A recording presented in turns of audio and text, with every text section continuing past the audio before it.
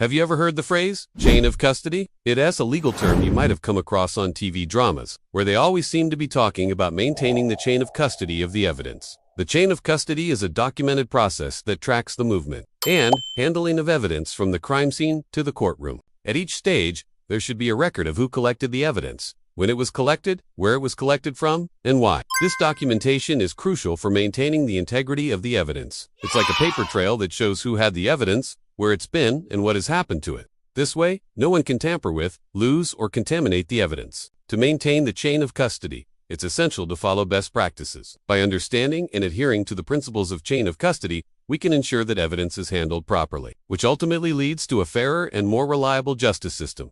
So remember, every piece of evidence tells a story, and it's our responsibility to ensure that story is a true one. Thanks for watching. These include using tamper-evident packaging, always documenting the time, date, handlers, name and purpose of each transfer, training all personnel on chain of custody protocols, and conducting regular audits to ensure compliance. But what actually is the chain of custody, and why is it so important? Let's break it down. 1. What is the chain of custody? 2. Steps in the chain of custody. The chain of custody typically includes several steps: collection, documentation, storage, transfer, and presentation in court. 3. Why chain of custody is crucial. The chain of custody is crucial for several reasons.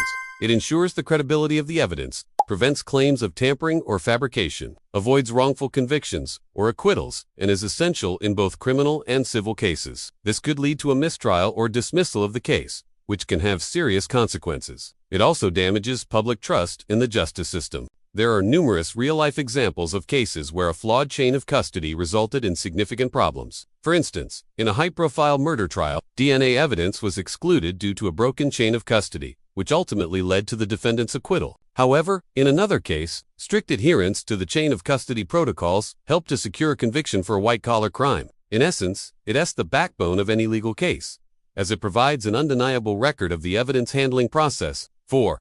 Consequences of a broken chain. If the chain of custody is broken, the evidence may be deemed inadmissible in court. 5. Real-life examples. 6. Best practices to maintain chain of custody. In conclusion, the chain of custody is a critical concept in the legal world.